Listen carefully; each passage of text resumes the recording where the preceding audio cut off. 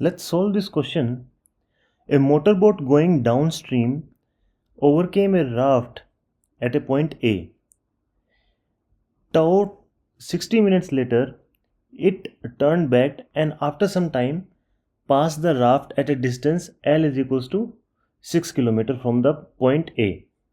Find the flow velocity assuming the duty of the engine to be constant.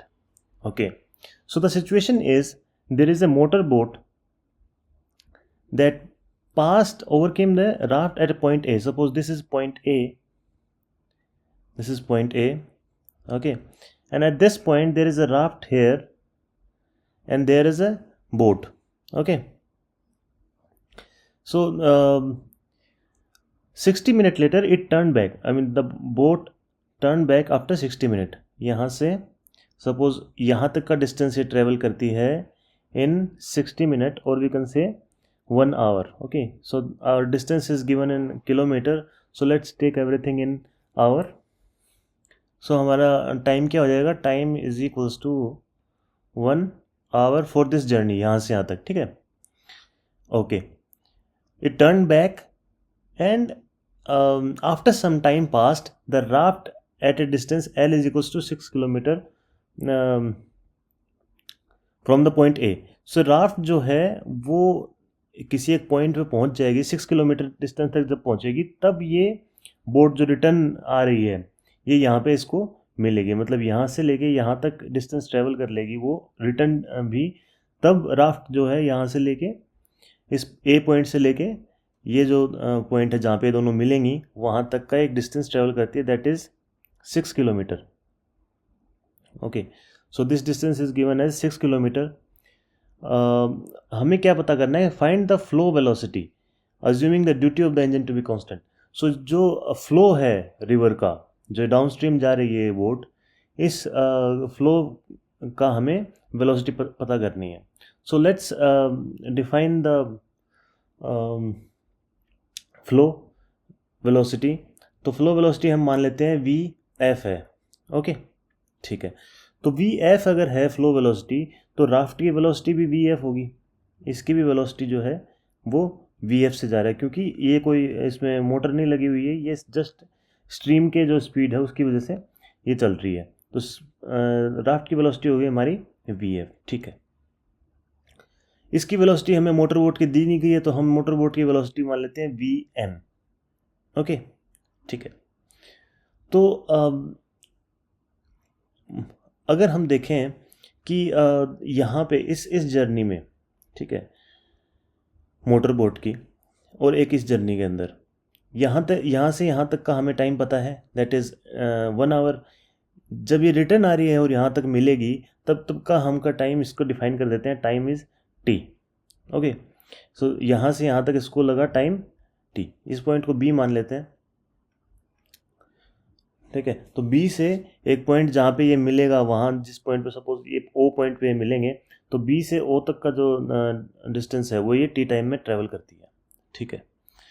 सो अभी हम अगर इस यहाँ से यहाँ तक का इसको टाइम जो ए से बी तक का जो टाइम इसको अगर 1 आवर लगा और बी से ओ तक का टाइम इसको टी टाइम लगा, तो जो राफ्ट को टाइम लगा ए पॉइंट से ओ पॉइंट तक आने तक वो लगा कितना, 1 आवर प्लस टी.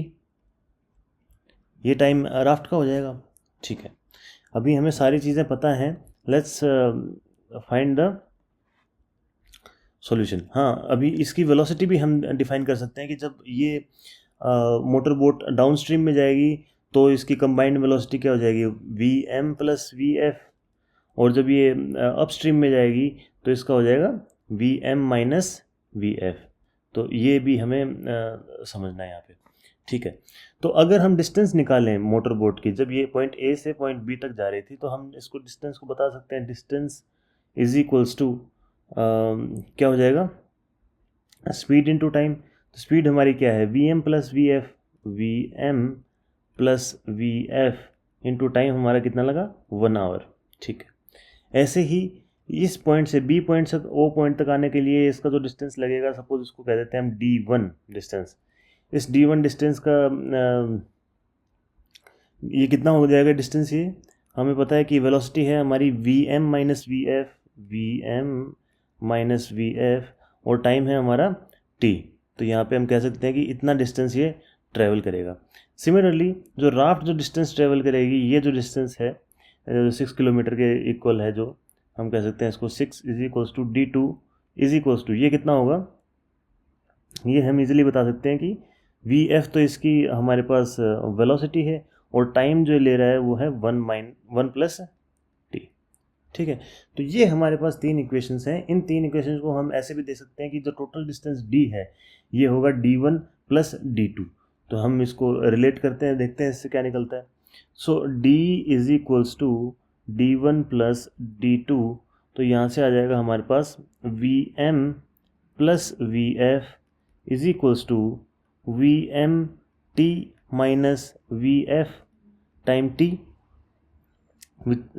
और ये डिस्टेंस प्लस d2 डिस्टेंस, तो d2 क्या हो जाएगा हमारा vf plus vf times t। तो यहाँ से हम देख सकते हैं vft और vft कैंसिल आउट हो जाएंगे, vf जो है vf से कैंसिल हो जाएगा दोनों साइड। तो हमारे पास बच क्या गया, vm is equals to vmt, यहाँ से vm से vm कैंसिल हो गया और t हमारे पास आ गया 1 आवर।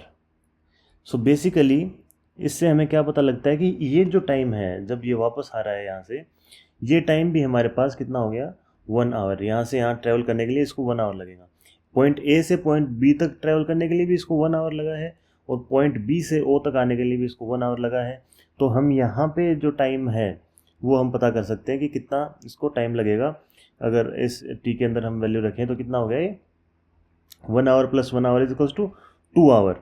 सो राफ्ट को टाइम लग रहा है total time taken by raft कितना हो गया, 1 plus t is equals to 1 plus 1 is equals to 2 hours.